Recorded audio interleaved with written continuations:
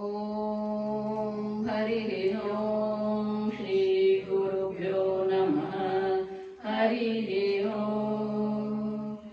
ॐ पार्थाय प्रतिबोधितां भगवता नारायणेन स्वयं व्यासेन ग्रथितां पुराणमुनिना मध्ये महाभारतम् अद्वैतामृतवर्षिणीं भगवतीम् अष्टादशाध्यायिनीम् अम्ब त्वामनुसन्दधामि भगवद्गीते भवद्वेषिणीम्।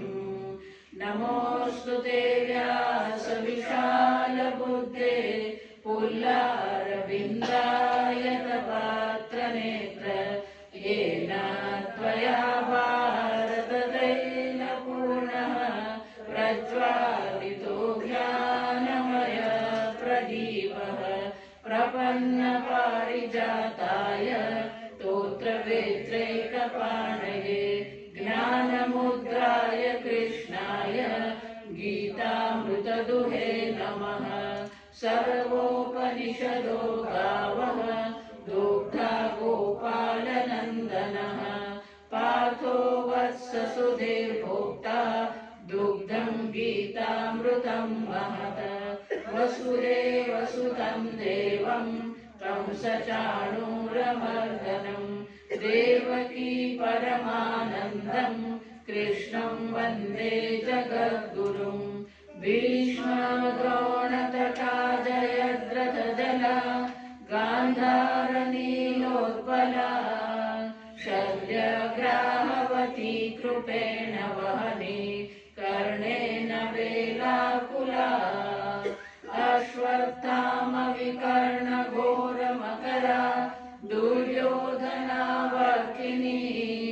सोत्तीर्णा खलु पाण्डवैरननदी कैवर्तकः केशवः।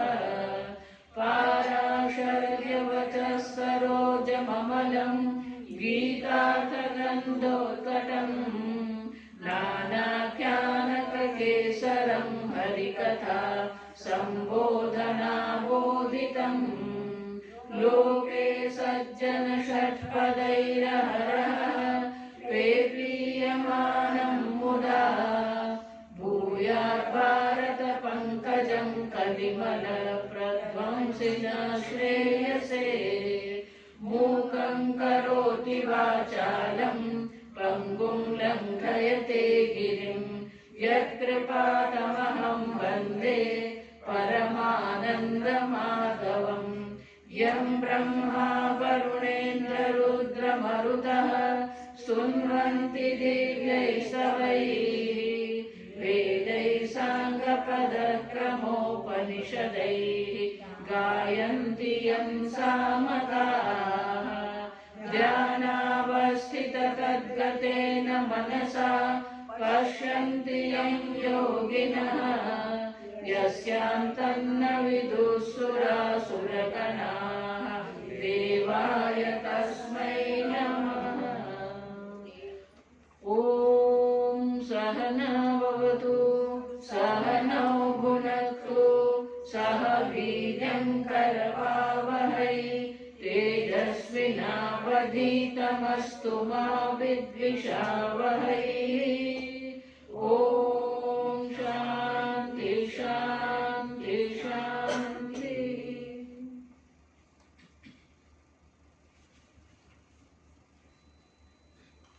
सातवां अध्याय श्लोक 12। ये चैव सात्विका भावाः राजसास्तामसाश्च ये मत्त एवेति तान् विद्धि न त्वहं तेषु ते मयि।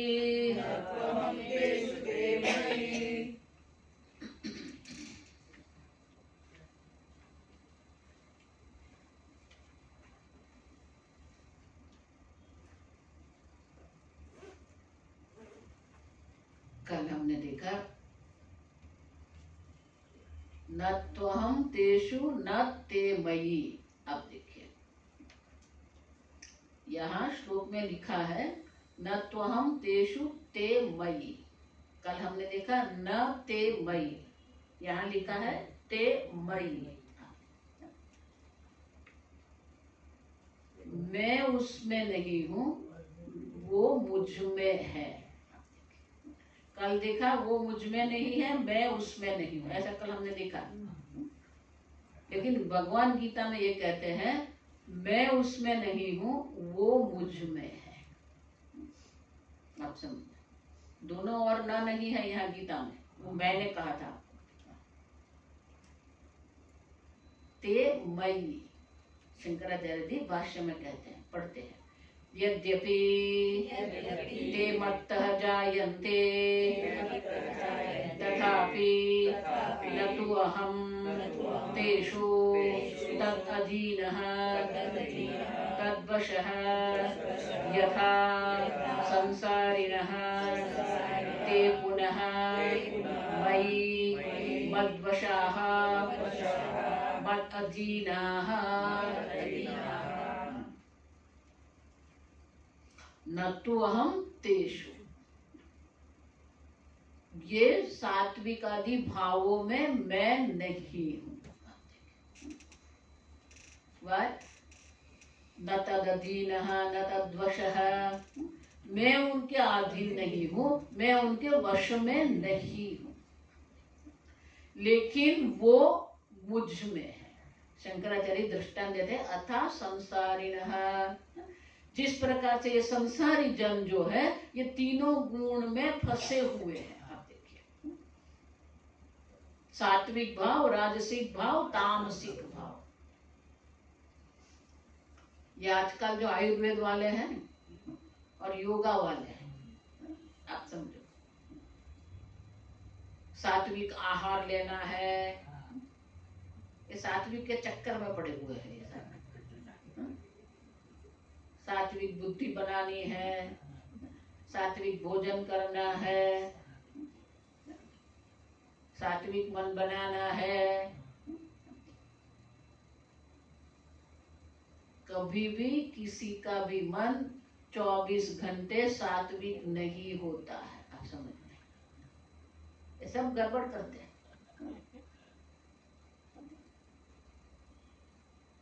सात्विक भोजन करना है, फिर कहते हैं भगवान ने गीता में सात्विक भोजन बताया है। कहीं पर भी गीता में भगवान ने सात्विक भोजन बताया नहीं है। आप समझना, भगवान जो 3 प्रकार के आहार की बात करते हैं ना, अब देखिए जो 3 प्रकार के आहार की जो बात है, वहां भगवान ऐसा नहीं कहते हैं कि ये सात्विक आहार है। आप समझना, आप 17 अध्याय में देखिए भगवान क्या कहते हैं। इस प्रकार का भोजन सात्विक लोगों को पसंद है। सात्विक भोजन ये है नहीं बताया है, सब उल्टा चलता है। और हम लोग भी हाँ हाँ करते रहते हैं, हाँ माता जी ये सात्विक भोजन है, राजसिक भोजन है। भगवान कहीं पर कहा ही नहीं है। सात्विक जन को इस प्रकार का भोजन पसंद होता है, राजसिक जन को इस प्रकार का भोजन पसंद होता है, तामसिक जन को इस प्रकार का भोजन पसंद होता है। देखिए सात्विक भोजन नहीं कहा है, सात्विक जन कहा है। आप देखिए सात्विक प्रियाः, भगवान ऐसे कहते हैं। आप समझो, कोई पूर्णतः सात्विक नहीं है, कोई पूर्णतः राजसिक भी नहीं है, कोई पूर्णतः तामसिक भी नहीं है। ये 3 गुण जो है, प्रत्येक दिन में भी ये तीनों गुण रहते हैं, लेकिन भगवान कहते हैं वो मेरे अधीन है, मैं उनके अधीन नहीं हूं। भगवान दृष्टांत दे रहे था संसारिणः, ये संसारी जन है, ये 3 गुण के अधीन है। आप देखिए भगवान कहते हैं न तेषु, मैं उसमें नहीं हूं, माने कि मैं उनके अधीन नहीं हूं, मैं उनके वश में नहीं हूं। ते मयि, वो मेरे वश में है। तीन गुण परमात्मा के वश में है, परमात्मा तीन गुण के वश में नहीं है। क्योंकि परमात्मा कौन है? जो माया को भी अपने वश में रखते हैं। और माया त्रिगुणात्मिका है, माया के तीन गुण है और माया परमात्मा के वश में है, और इसलिए तीन गुण भी परमात्मा के वश में है। और कहीं पर ऐसा कुछ भी लिखा नहीं, आप समझना ठीक से है। छठा अध्याय आप पढ़ के आया, ध्यान का अध्याय, कहीं भगवान ने ऐसा नहीं लिखा है कि 6 घंटे की निद्रा आवश्यक है। ये सब योगा वाले, ध्यान वाले जो करते हैं ना गड़बड़, 6 घंटे से अधिक सोते हैं वो लोग तामसिक होते हैं। सुना है कि नहीं सुना है?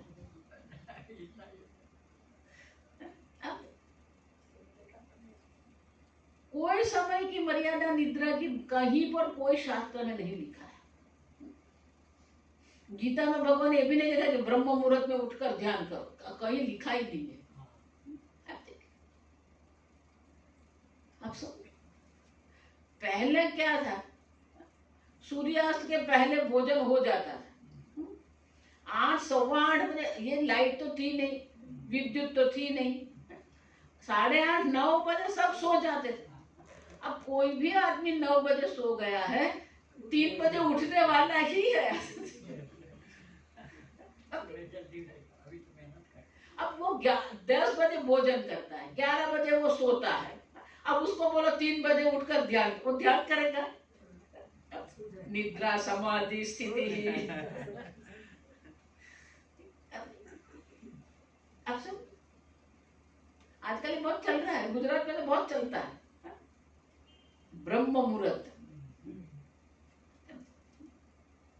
हम ये नहीं कहते कि गलत है, आप समझे, लेकिन आवश्यक नहीं है कि आप ब्रह्म मुहूर्त में उठकर ही ध्यान करोगे तो ध्यान लगेगा।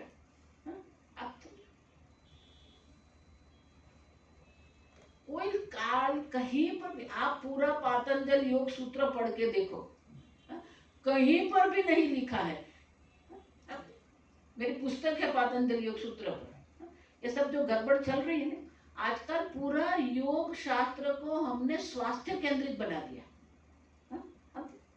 न यम है, न यम नियम है, सीधा आसन, सीधा प्राणायाम, न धारणा, न प्रत्याहार, न धारणा, सीधा ध्यान। क्या चलता है? पूरे पातंजल योग सूत्र आप देखिए, कहीं पर भी ये कुंडलिनी की बात भी नहीं है, षट चक्र की बात भी नहीं है, और क्या क्या चक्र शुद्धि का कैंप। आगे बोलूं?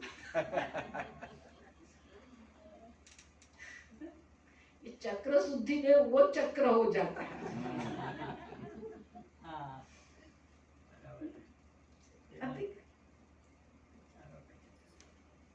कुंडलिनी जागृत कोई स्थान पर, न भगवत गीता में है, न उपनिषद में है, न पातंजल योग सूत्र में कहीं पर कोई कुंडलिनी भी नहीं है, षट चक्र भी नहीं, कुछ। तो कहाँ जा रहे, किस दिशा में जा रहे हैं?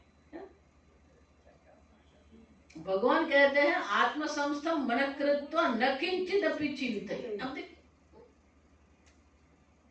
शनैः शनैः उपरमेत्। आप समझो, कोई काल की अवधि नहीं है। कालेन आत्मनि विन्दति। आप समझो, पाणिनि मुनि बहुत सुंदर कहते हैं, ये जो विभक्ति होती है ना, केस एंडिंग अंग्रेजी में, तो काल के साथ जब आप द्वितीय विभक्ति कब लगा सकते हैं? बोले कि वो अवधि निश्चित होती है। मासम अधीते माने क्या है? 1 महीने में पूरा अध्ययन कर लेगा, माने कि मास की 1 महीने की अवधि है। आप समझो, मासम अधीते, तो द्वितीय विभक्ति है, अध्ययन करेगा, लेकिन काल की अवधि जो है वो निश्चित नहीं है। आप देखो, तो पाणिनि मुनि कहते हैं कि अगर अवधि की निश्चितता नहीं है तो तृतीय विभक्ति लगानी है। कालेनात्मनि विन्दति। अब इन टाइम अंग्रेजी में कहते हैं, इनडेफिनेट टाइम होता है ना, तो हम अंग्रेजी में क्या कहते हैं, इन टाइम। अब देखो अब सब प्रत्येक मनुष्य का मन, प्रत्येक मनुष्य के संस्कार अलग अलग है, प्रत्येक की प्रकृति अलग है। देखो हमारा धर्म, हमारी भक्ति, हमारा ज्ञान जो है, ये कोई 10 कमांडमेंट्स नहीं है, आप समझो। सब अपने रुचि से करते हैं, कोई 10 कमांडमेंट्स नहीं है। इतने बजे उठ जाना है, क्यों? साते मदधीना, ये जो गुण है ईश्वर को अधीन है, और वो गुण के अधीन हम हैं। आप देखिए संसारी जो है वो गुण के अधीन है, और गुण ईश्वर के अधीन है, लेकिन ईश्वर गुण के अधीन नहीं है। आप देखिए, और इसलिए भगवान कहते हैं न मदधीना। आप कल हमने दोनों बार न किया था, वो दोनों बार यहाँ नहीं है, आप समझना। न तो हम तेषु न ते मई, हमने कल समझा है, लेकिन यहाँ तो क्या है, न तो हम तेषु ते मई, वो मुझ में है, मैं उसमें नहीं हूँ। मुझ में है माने कि शंकराचार्य जी कहते हैं कि वो ईश्वर जो है, ईश्वर गुण के अधीन नहीं है। आप देखिए, तो बोले तो ईश्वर जो है वो कौन है? आप देखिए, तो शंकराचार्य जी आगे भाष्य में लिखते हैं, आगे 202 पन्ना, एवं भूतमपि परमेश्वरं नित्य शुद्ध बुद्ध मुक्त स्वभावं सर्वभूतात्मानं निर्गुणं संसार दोष बीज प्रदाह कारणं मां न अभिजानाति जगत इति अनुक्रोशं दर्शयति भगवान्। तत च किं निमित्तं जगतः अज्ञानम् इति उच्यते। एवं भूतमपि परमेश्वरम्, ये परमेश्वर का स्वरूप है। एवं भूतम, इस प्रकार के। आप देखिए, देखो ये हमारी ईश्वर की व्याख्या है, आप समझना। भगवान की जो व्याख्या जो क्या है, परमेश्वरम परमश्च असौ ईश्वरश्च, परमश्च असौ ईश्वरश्च। परम मानी क्या है, देश काल वस्तुतः अपरिच्छिन्न परम। परम मानी अनंत, न देश की मर्यादा है, न काल की मर्यादा है, न वस्तु की मर्यादा है। जो अनंत है और जो ईश्वर है। ईश्वर माने कि वो जब सबका शासन करने वाला है। ये वरच प्रत्यय जो है, नित्य शासन जिसका स्वभाव है, उसको कहते हैं ईश्वर। स्वयं में अनंत है और सबका शासन करने वाला है। लेकिन वो स्वयं में कौन है? नित्य शुद्ध बुद्ध मुक्त स्वभाव। आप नित्य शुद्ध है, नित्य मुक्त है, नित्य बुद्ध है। बुद्ध मानी ज्ञानी, बुद्ध मानी बुद्ध भगवान ने आसान है। नित्य ज्ञान स्वरूप है, नित्य मुक्त स्वरूप है, नित्य शुद्ध स्वरूप जो परमात्मा है। और वो परमात्मा कौन है? सर्वभूतात्मानम। वो आपको आपका आत्मा है, सर्वभूतों का आत्मा है। आपका आत्मा और ईश्वर का आत्मा दो नहीं है। आप देखिए, जल आप कहेंगे वो तरंग भी जल है, समुद्र भी क्या है? जल ही है। आप देखिए, समुद्र जिसको हम कहते हैं, तरंग हम जिसको कहते हैं, वो दोनों है तो जल ही। आप समझो, जल के बिना कोई समुद्र नहीं है, जल के बिना कोई तरंग नहीं है। उसी प्रकार से सर्वभूतात्मानम, अब देखिए, सर्वभूतों का वो आत्मा है। आप स्वयं में ईश्वर स्वरूप है। आपको ईश्वर बनना नहीं, आपको ईश्वर प्राप्त करना नहीं है। शंकराचार्य जी कहते हैं आपका आत्मा ही ईश्वर है। इसलिए अखंडानंद जी महाराज बहुत सुंदर कहते थे। अब देखिए, अगर जीव ईश्वर से भिन्न है तो जीव मर्यादित हो जाएगा।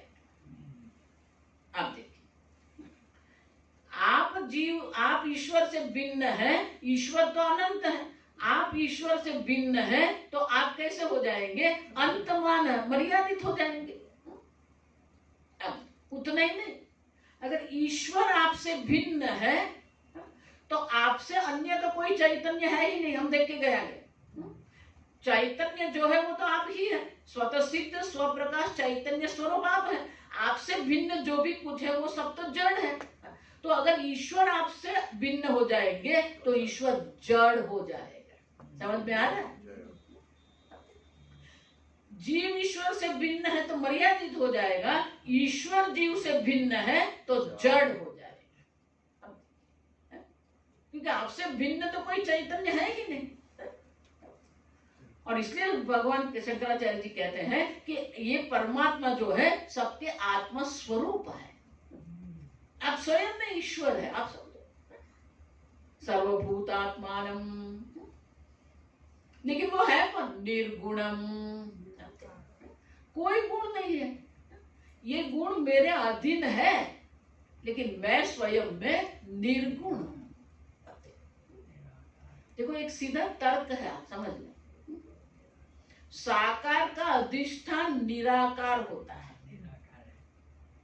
सविशेष का अधिष्ठान निर्विशेष होता है, और सगुण का अधिष्ठान निर्गुण होता है। सापेक्ष का अधिष्ठान निरपेक्ष होता है। आइंस्टाइन बहुत प्रामाणिक थे। वो बहुत सुंदर कहते थे कि ये जगत सापेक्ष है। आप देखो, वो मात्र 24 वर्ष के थे जब उन्होंने ये 2 पेपर रिलीज किए थे। आप देखो, रिलेटिविटी के जो 2 पेपर लिखे थे, बाकी के 50 वर्ष उनके जो गए, उनके पास तो मात्र पेन और पेपर था, थियोरेटिकल ही था। आप समझो, पूरा जीवन वो निरपेक्ष क्या है वो ढूंढते रहे। आप समझो, क्योंकि कहा कि ये सापेक्ष जगत है तो सापेक्ष का अधिष्ठान तो निरपेक्ष ही होना चाहिए, absolute. If this world is relative, the substratum of the relative world has to be absolute. Without absolute there can not be relative. Understand? And whole life he was struggling to see what is this absolute. ये निरपेक्ष क्या है? लेकिन उनका एक ही दोष था, वो निरपेक्ष बाहर ढूंढ रहे थे। वो स्वयं में निरपेक्ष निर्गुण आत्मा वो स्वयं है। अपने आप से भिन्न कोई निर्गुण नहीं है, आपसे भिन्न कोई निरपेक्ष नहीं है। आजकल भी जो ये चल रहा है ना, ये न्यूरो साइंटिस्ट जो है, आप समझ, they are looking for the consciousness. There are lot of research going on कि व्हाट इज दिस कॉन्शियस, ये चैतन्य क्या है, ये चैतन्य कहाँ से प्रकट होता है, ये चैतन्य देह से प्रकट होता है, ये चैतन्य मस्तिष्क से प्रकट होता है। आप देखिए,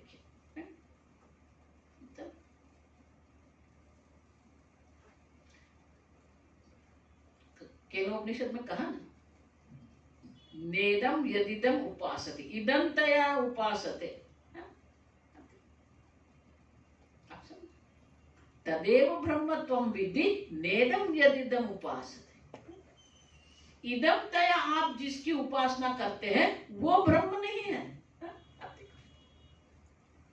उपदेश सार में रमण महर्षि भी कहते अहम अहम तया स्फुरति रुत्स्वयम्। आप स्वयं में हैं। ये पूरे वैज्ञानिक लोग जो है वो इदम में ढूंढ रहे हैं चैतन्य, वो नहीं मिलेगा। अब अभी एक बहुत बड़ा पेपर बाहर, एक रिसर्च पेपर है, वो रिसर्च पेपर में कह रहे हैं कि मनुष्य शरीर से चैतन्य प्रकट होता है। अब देखिए क्यों? क्योंकि जब तक ये मनुष्य शरीर है तब तक चैतन्य प्रकट होता है, उनका ये लॉजिक है, समझ। और इसलिए शंकराचार्य जी कहते हैं कि वो चैतन्य तो कौन है? सर्वभूतात्मा, आपका आत्मा ही चैतन्य स्वरूप परमात्मा है। और वो स्वयं में कैसा? निर्गुण है, निर्गुणम। उतना ही नहीं, संसार दोष बीज प्रदाह कारणम, ये संसार रूपी जो दोष है, वो दोष का जो बीज है, वो बीज को जलाने वाला प्रदाह कारण। अब देखिए, जब तक ये ज्ञान नहीं होगा, ये संसार बीज जो है, संस्कृत में उसके बीज दग्ध न्याय कहते हैं।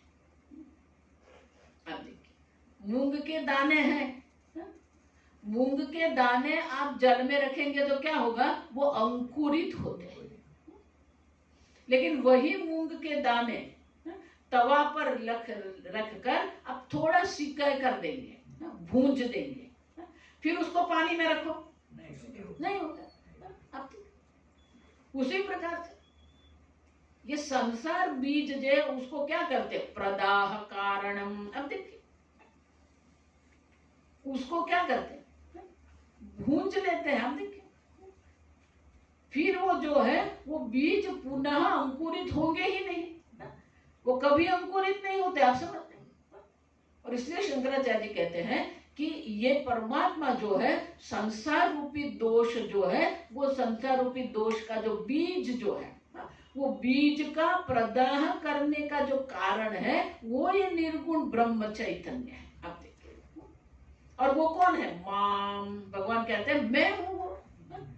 लेकिन क्या है? न अभिजानाति, फिर भी कोई मुझे जानता नहीं।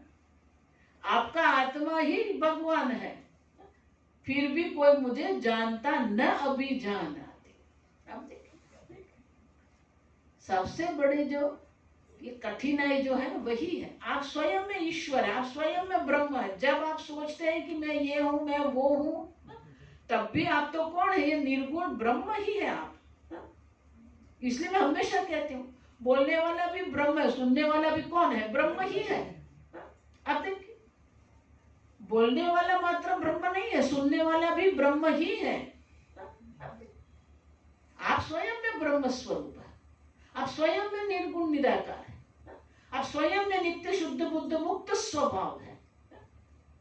न भी जानाती। अब हमारी समस्या क्या है? अज्ञान हमारी समस्या है। न अभिजानाति माने कि हमारी समस्या जो है वो अज्ञान है। तो प्रश्न ये रहता है कि अज्ञान आया कहां से? देखो, आजकल के बहुत युवान जो होते हैं उनको यही प्रश्न होता है कि हमारे संसार की जो समस्या जो है वो तो अविद्या है। तो सबको ये होता है, दो प्रश्न रहते हैं, माता जी अविद्या कहां से आई? अब देखो, माता जी ये कर्म के कारण हमारा जन्म है, तो माता जी प्रथम कर्म क्या है? अब देखिए, कोई प्रथम कर्म नहीं है। अब समझो, ये संसार वृक्ष और बीज के समान है। पहला बीज या पहला वृक्ष? अब देखिए, बीज कहेंगे तो बीज आया कहां से?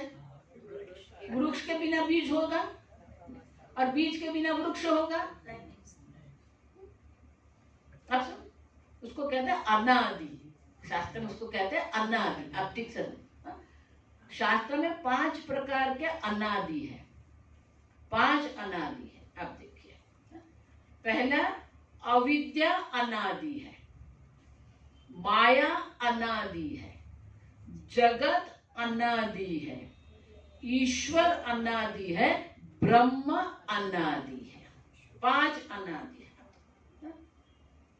अविद्या अनादि है, माया अनादि है, जगत अनादि है, ईश्वर अनादि है, ब्रह्म अनादि है।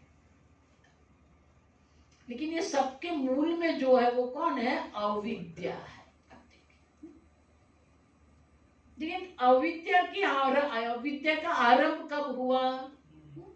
आप देखिए, अनादि मानी जिसका आरंभ नहीं, आदि मानी आरंभ। आदि ही आरंभ न विद्यते यस्य इति अनादि, जिसका कोई आरंभ नहीं है। अगर हम समझे, अगर हम स्वीकार कर ले कि अज्ञान का आरंभ हुआ, आप समझो ठीक से, अगर अज्ञान का आरंभ आपने स्वीकार कर लिया तो किसी भी वस्तु का आरंभ होता है, उसके अगली क्षण वो वस्तु का अभाव होगा। सीधी बात है। किस वस्तु का आरंभ होगा? जिसका अभाव है उसका आरंभ होता है। तो अगर हम स्वीकार करते हैं कि अविद्या का आरंभ हुआ, तो जिस क्षण अविद्या का आरंभ हुआ उनकी अगली क्षण अविद्या का अभाव है ना? अच्छा, अविद्या का अभाव है तो वहां क्या होगा? विद्या। आरंभ है तो आपको अभाव स्वीकार करना पड़ेगा। अब अभाव स्वीकार कर लिया, अविद्या नहीं है तो क्या होगा?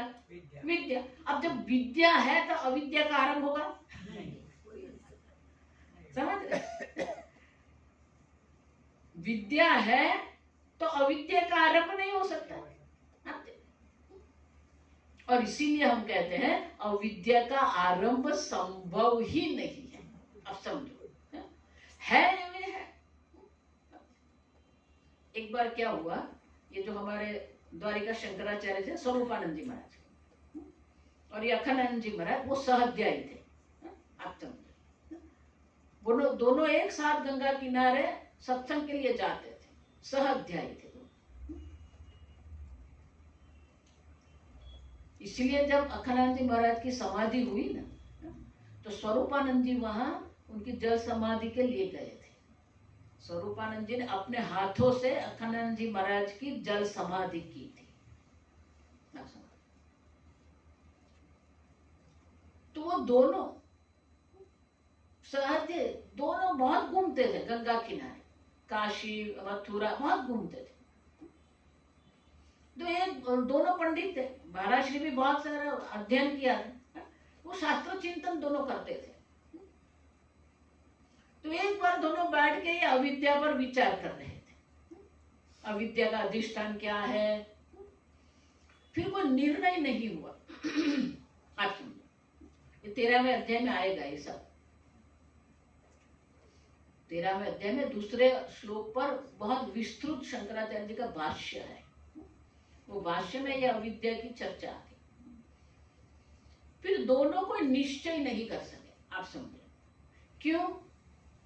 क्योंकि जड़ में तो विद्या अविद्या होती नहीं। ये मोबाइल में विद्या अविद्या तो संभव नहीं है। आप देखिए, जड़ में विद्या अविद्या संभव नहीं, और चैतन्य स्वतः सिद्ध स्व प्रकाश में, उसमें भी अविद्या संभव नहीं है। आप देखिए, तो भी अविद्या है क्या? अविद्या है कहाँ? आप देखिए, तो दोनों को यह प्रश्न है। अब वो दोनों उड़िया बाबा के पास गए। उड़िया बाबा का नियम था, वो 3 बजे उठ जाते थे, वो ध्यान करते थे 1-1.5 घंटा, फिर शांति से बैठते थे। जो भी कोई आए उसे सत्संग करवाते थे। और उड़िया बाबा कभी भी कोई वाहन में बैठे नहीं है, वो हमेशा पैदल ही जाते, जहां भी जाते थे। जहां भी जाते थे वो पैदल जाते थे। वो गांव में पहुंचते थे, गांव वाले छोटी सी झुपड़ी बना के दे देते थे। आप समझो, वहां रहते थे। फिर जब भी मन आया निकल जाना है, किसी को कुछ कहते नहीं थे। सुबह 3 बजे उठे, स्नान किया, चलना आरंभ कर दिया, निकल जाएंगे। और दिशा भी निश्चित नहीं होती, बस मन में आया जाना है, वो उठ के चल देते थे। फिर जो भी कोई गांव आया वहां रहते थे। तो दोनों ने विचार किया कि अभी उड़िया बाबा के पास जाएंगे। तो किसी ने बताया कि यहाँ से इतने किलोमीटर दूर हुआ गांव है, वहां पर उड़िया बाबा अभी वहां रहते हैं, निवास वहां पर है। वो दोनों गए।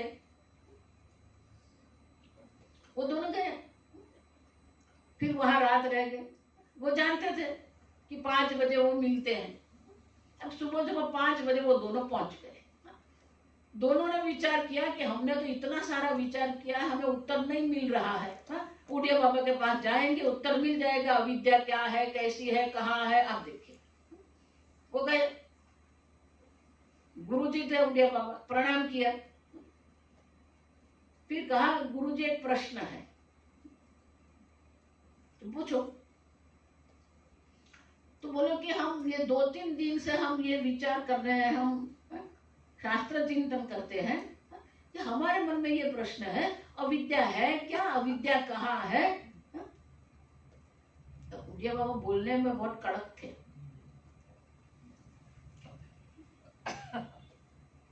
सुबह सुबह आपको अविद्या का चिंतन करना है कि विद्या का चिंतन करना है। दोनों का मुंह खुले भी नहीं आ सकता।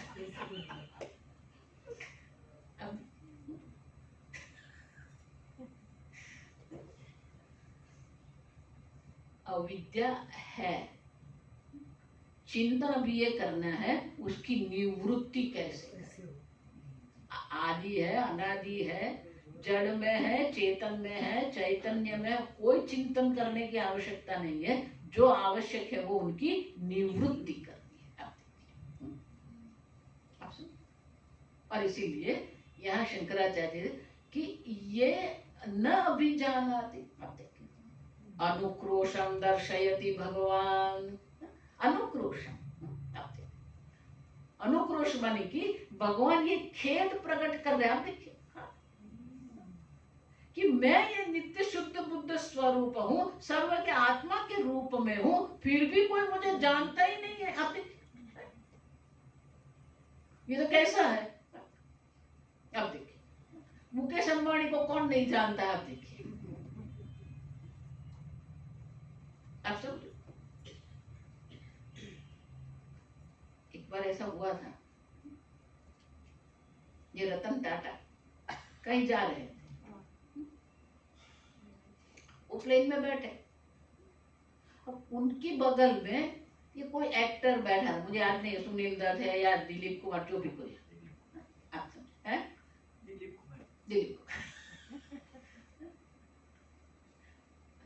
वो तो कभी मूवी देखते नहीं थे, वो कौन दिलीप कुमार और कौन सुनील दत्त, आप समझो। तो बगल में बैठे, अब वो रतन टाटा अपने मस्ती में बैठे। अब इनको ऐसा लगा कि ये मुझे पूछ भी नहीं रहे। तो फिर उन्होंने पूछ लिया, आपने मुझे पहचाना? रतन टाटा ने बोला नहीं।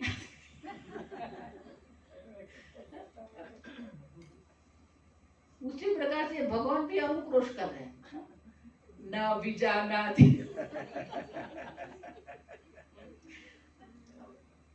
सर्वभूतात्मा, सर्व का आत्मा होते हुए भी कोई मुझे जानता ही नहीं है। अब देखिए, अब तो मैंने कि भगवान शंकराचार्य कह रहे अनुक्रोशम करोति।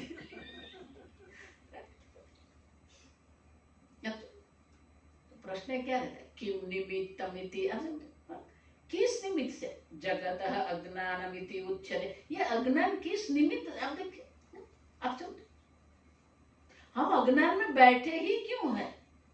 हम अज्ञान की निवृत्ति का प्रयत्न है। किम निमित्तम माने ऐसा नहीं कि अज्ञान क्यों है, ये अज्ञान की निवृत्ति करने का हम प्रयत्न क्यों नहीं करते हैं। आप देखिए, जो समस्या है वो तो अज्ञान है। 5वें अध्याय में भगवान दर्शा के अज्ञानेन आवृतम ज्ञानम तेन मुह्यन्ति जन्तु। अब देखिए, न कर्तृत्व न कर्माणि लोकस्य सृजति प्रभु, न कर्म फल संयोग स्वभाव वस्तु प्रवर्तते। अब देखिए, न कर्म है, न कर्म फल है, न कर्म फल का संयोग है। अब देखिए, न कर्तृत्व है, फिर भी हम उसी में बैठे हैं।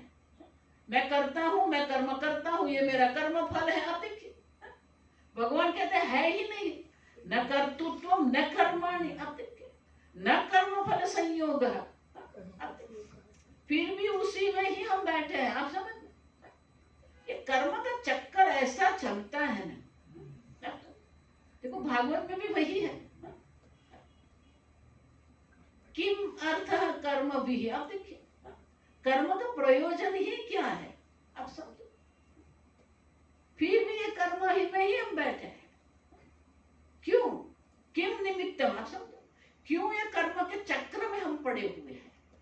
और इसीलिए भगवान आगे का श्लोक हमें दर्शाते हैं कि हम ये कर्म के चक्र में क्यों पड़े हैं। आप समझो, अविद्या क्यों नहीं, अविद्या के कारण जो काम है, कर्म है, वो क्यों है। तो भगवान आगे के श्लोक में दर्शाते हैं कि लोग परमात्मा को आत्मा के स्वरूप में क्यों नहीं जानते हैं और लोग ये कर्म के चक्र में क्यों पड़े हैं। तो वो भगवान आगे के श्लोक में दर्शाते हैं। 13वां श्लोक, त्रिभिर्गुणमयैर्भावैः त्रिभिर्गुणमयैर्भावैः येभिः सर्वमिदं जगत् येभिः सर्वमिदं जगत् मोहितं नाभिजानाति मामेभ्यः परमव्ययम्। त्रिभिः गुणमयैः भावैः, ये सब संधि है। त्रिभिः गुणमयैः भावैः एभिः, इस तीन गुणों का जो भाव है, आप देखिए, वो भाव से क्या है, सर्वम इदम जगत मोहितम, संपूर्ण जगत ये तीन गुणों के भाव से ही मोहित हो गया है। अब ये तीन गुणों के चक्कर में ही हम घूमते रहते हैं। देखो, इसलिए मैंने कहा ये योग वाले ऐसे चक्कर में डाल के लगा, ये ध्यान में भी वही होता है, आप समझना। हमारे एक सत्संगी थे, मैं तो मेरे सब शिष्यों को बोलती हूँ, सब जगह घूम के आ जाइए। क्यों? तभी आपको वेदांत की कीमत समझ में आएगी। क्योंकि यहाँ जो है वो कहीं पर नहीं है, आप समझना। आप कहाँ भी हो, कोई भी अन्य संप्रदाय में जाना है, जाके आइए, ये बात आपको कहीं पर नहीं मिलेगी। तो मेरा एक शिष्य वो ध्यान में गया, मैं बोलती हूँ जाके आना, तो वो गया। अब गया, वो ध्यान कराते थे, वो 4-5 दिन का वो ध्यान का शिविर लगता है ना, वो ध्यान में गया। पहले दिन ध्यान कराया, दूसरे दिन ध्यान कराया, फिर मुझे बोलता, माता जी ध्यान करने में बहुत आनंद आता है। ठीक है, करो। अब चौथे दिन, अब 3 दिन सब ठीक था, ध्यान में आनंद आया, सब है। अब चौथे दिन जो ध्यान कराने वाला जो था, उन्होंने कहा कि आपको ध्यान में क्या क्या अनुभव हुआ है, किस प्रकार का अनुभव होता है, आपको बताना है। आप समझो, किसी ने बोला मुझे लाल दिखता है, किसी ने बोला मुझे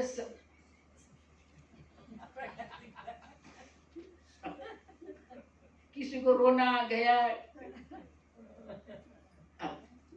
किसी को सफेद दिखता था, किसी को काला दिखता था। अब इसकी बारी आई। उसको पूछा, पर मुझे तो कुछ नहीं हुआ। फिर नहीं कुछ तो हुआ ना, नहीं कुछ नहीं हुआ मुझे तो। अब वो ध्यान वाले को भी समझ में नहीं आया कि इसके साथ क्या करूं। तो बोले नहीं आपको कुछ दिखा नहीं, कुछ नहीं दिखा मुझे तो। अब उसको कुछ तो करना है, क्योंकि अपना मैं ध्यान कराने वाला हूं, तो अपना तो कुछ लगाना पड़ेगा ना। तो इसको बोल दिया, तेरी बुद्धि इतनी तामसिक है कि तुझे कुछ दिखता ही नहीं है। वो बाहर निकल के इतना हंसा, इसके सामने तो हंस सकते नहीं। अब ये क्या, और ये लोग करते, आप समझो, लाल दिखता है आप राजसिक है, सफेद दिखता है आप सात्विक है। मैं ये मजाक नहीं कर रही हूँ, आप जाके देखिए, आप समझ क्या क्या करवाते।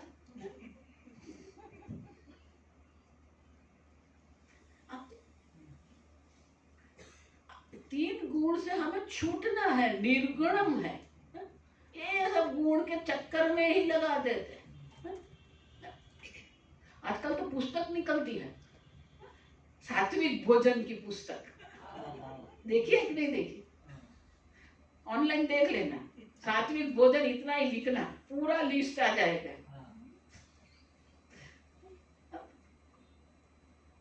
भगवान यहाँ निर्गुण निराकार की बात कर रहे हैं, आप देखो।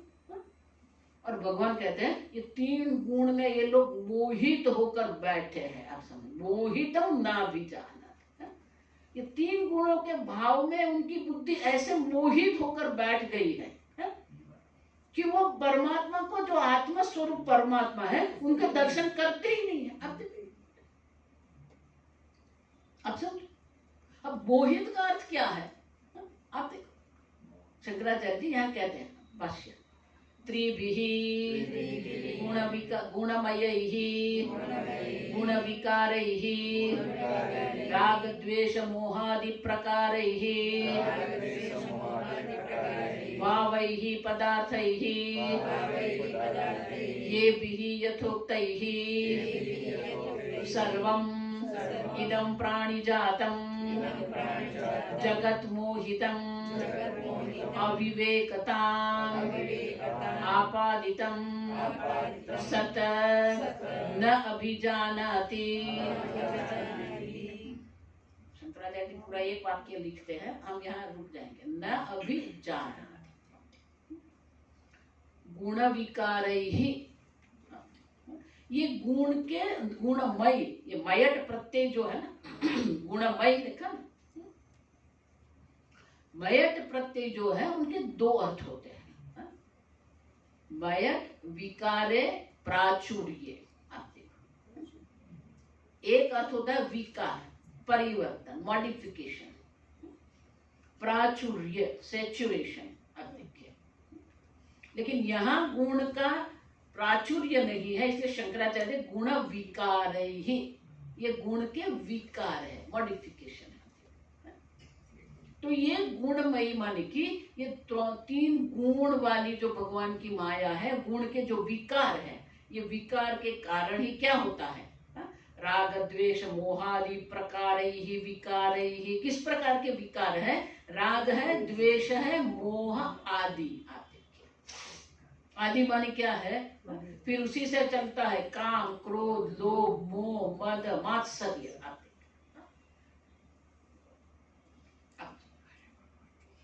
राग द्वेष हम देख के गए।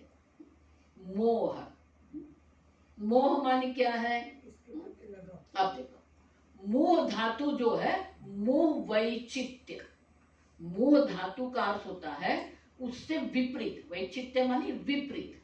आप समझो, मोह वैचित्य। तो मोह की 3 व्याख्या है, ठीक से समझना। मोह की पहली व्याख्या ये है कि जो जैसा है वैसा हम नहीं जानते हैं, जो जैसा है वैसा नहीं जानते हैं, और जैसा नहीं है ऐसा जानते हैं। एक ये रज्जु है, रज्जु को रज्जु नहीं जानते हैं, रज्जु सर्प नहीं है, फिर भी रज्जु को सर्प मानते हैं। समझ गए? जो जैसा है। दूसरा, जो जहां है वहां नहीं देखते हैं, और जहां नहीं है वहां देखते हैं। मृत्यु शरीर का स्वभाव है, वो मृत्यु शरीर में है, उसको कहां देखते हैं? मैं मर्त्य। मृत्यु आत्मा का स्वरूप नहीं है, आत्मा में मृत्यु नहीं है, फिर भी क्या कहते हैं? मैं मर्त्य हूं। जो जहां नहीं है वहां देखते हैं। मृत्यु शरीर में है, शरीर का मृत्यु है। जातस्य ही ध्रुवो मृत्यु। फिर कहां देखते हैं? जहां नहीं है वहां हम देखते हैं। जो जैसा है वैसा नहीं देखते हैं, जो जहां है वहां नहीं देखते।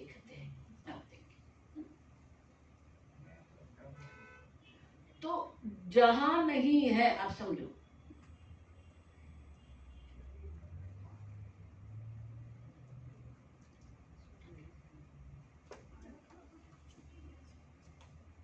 अब देखिए, एक बहुत सुंदर है, ये जहां नहीं है ना, बहुत सुंदर समझना है हमें। अब देखिए, ये क्या है? गेंदे का फूल। ये फूल का रंग क्या है? पीला। आपने कहा, मैंने नहीं कहा। आप देखिए, आपने पीला रंग कहाँ देखा? फूल में। फूल में, जो जहां है। अब आपने कहा पीला रंग का फूल। अच्छा, क्या फूल में पीला रंग है? सोचना, सोचना।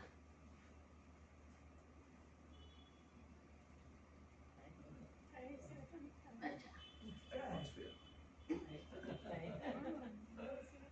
इसलिए बोलती हूँ चाय पी के आना।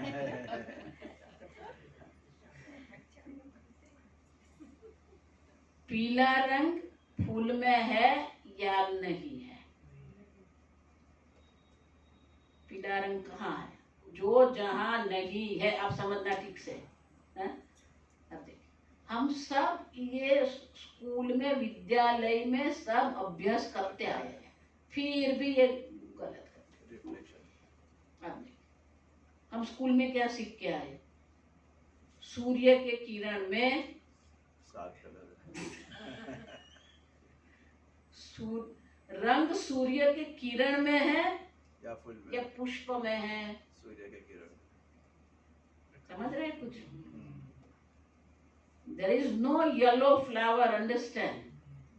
ये पूरी टेक्सटाइल इंडस्ट्री उसी पर चल रही है। वो ही तम ना भी जानाती। आप समझ लो अभी।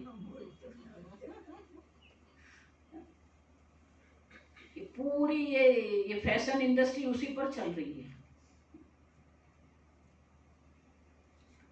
रंग सूर्य के किरण का गुणधर्म है।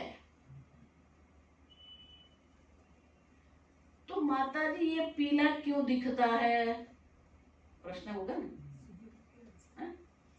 क्योंकि, ठीक से समझो, ये पुष्प की जो पंखुड़िया है, उसकी विशेषता ये है कि वो, हम सब ये देख के आए, मूल रंग कितने हैं? मूल रंग के लाल पीड़ो ने वादड़ी, मूल रंग कहवाय। बोलिए खरा, પછી અહીંયા આવે તારે અટકી गई बुद्धि। अब देखिए, हमने पढ़ा है ये, फिर भी रंग कहाँ देख रहे हैं हम? पुष्प में देख रहे हैं, है ही नहीं। तो प्रश्न ये रहेगा कि ये पीला क्यों दिखता है, ये हरा क्यों दिख रहा है? ये पीला इसलिए दिख रहा है क्योंकि ये पुष्प की पंखुड़िया जो है, उसमें ये शक्ति है कि वो लाल और नीले रंग को अपने अंदर वो शोषित कर लेते हैं और पीले रंग को रिफ्लेक्ट करता है। ये हरा आपको दिख रहा है पत्ता, क्योंकि इसने लाल रंग को अपने अंदर शोषित कर लिया और पीला और नीले रंग को उसने परावर्तित कर दिया, इसलिए आपको ये हरा दिख रहा है। समझ गए? जो जहां नहीं है वहां दिखता है। तितली, तितली का भी क्या है? रंग बिरंगी पतंगिया। कोई रंग नहीं है तितली में, आप समझना। कभी कहीं पर तितली का पंख मिल जाए ना, कई बार ये बाग में जाते हैं तो मिलती है, छोटी सी तितली की पंख मिलेगी आपको, देखना आप देखो, वो तितली की जो पंख होती है ना, बहुत सुंदर रंगीन होती है। आप देखिए, अनेक प्रकार के रंग होते हैं। उस पंख को आप पकड़ेंगे ना, तो आपको लगेगा वो रवा जैसा, उसका बहुत बारीक महीन दाने होते हैं। आप समझो, वो क्रिस्टल है, और वो क्रिस्टल जो है उनकी विशेष प्रकार की व्यवस्था है, और वो व्यवस्था ऐसी होती है कि वो सूर्य को किरण को इस प्रकार से परावर्तित करते हैं कि आपको वो तितली रंगीन दिखती है। सबसे अच्छा जो मैं वो ढूंढ रही थी ना, वो मोर पंख है। आप समझना, मोर पंख में जो आपको रंग दिखता है ना, वो जो एक एक को अलग करके देखेंगे ना तो कोई रंग नहीं है। समझना, एक एक को अगर अलग कर देंगे ना तो कोई रंग नहीं, लेकिन सब साथ में रखते हैं ना तो विशेष प्रकार का रंग आपको दिख रहा है। वो प्रकाश का परावर्तन है। आप देखिए, इसलिए मैंने कहा जो जहां है वहां नहीं देखते हैं, जहां नहीं है वहां हम देखते हैं। उसको कहते हैं मोह, जो जैसा है और जो जहां नहीं है। अब तीसरा जो है हम कल देखेंगे। ओम स्वस्ति प्रजाभ्यः परिपालयन्तां न्यायेन मार्गेण महीं महिषाः गोब्राह्मणेभ्यः शुभमस्तु नित्यं लोकाः समस्ताः सुखिनो भवन्तु काले वर्षतु पर्जन्यः पृथिवी सस्यशालिनी देशोऽयं क्षोभरहितः ब्राह्मणाः सन्तु निर्भयाः ओम सर्वेषां स्वस्तिर्भवतु सर्वेषां शान्तिर्भवतु सर्वेषां पूर्णं भवतु सर्वेषां मङ्गलं भवतु सर्वे भवन्तु सुखिनः सर्वे सन्तु निरामयाः सर्वे भद्राणि पश्यन्तु मा कश्चित् दुःखभाग् भवेत् असतो मा सद्गमय तमसो मा ज्योतिर्गमय मृत्योर्मा अमृतंगमय। ओम पूर्णमदः पूर्णमिदं पूर्णात् पूर्णमुदच्यते पूर्णस्य पूर्णमादाय पूर्णमेवावशिष्यते। ओम शांति शांति शांति। हरि ओम श्री गुरुभ्यो नमः। हरि ओम। शंकरं शंकराचार्यं केशवं बादरायणं सूत्रभाष्यकृतौ वन्दे भगवन्तौ पुनः पुनः। ईश्वरो गुरुरात्मेति मूर्तिभेदविभागिने व्योमवद्व्याप्तदेहाय दक्षिणामूर्तये नमः। ओम शांति शांति शांति। हरि ओम।